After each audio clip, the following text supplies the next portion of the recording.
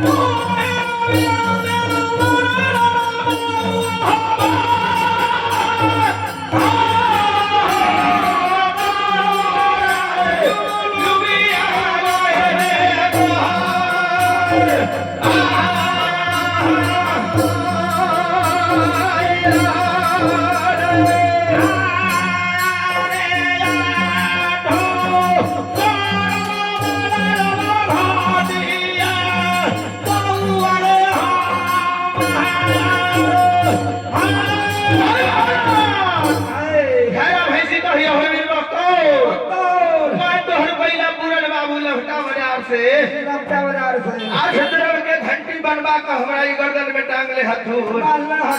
ओकरे बोली सुना बोरिया बन जंगल में सारा माने के बोली से तोरा कोई माने मतलब ना रखऊ समय में भाई महला खैरा भैंसी के बउआ बतर कहिया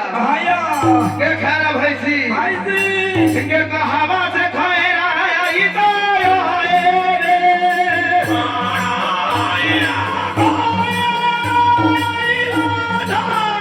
Yeah.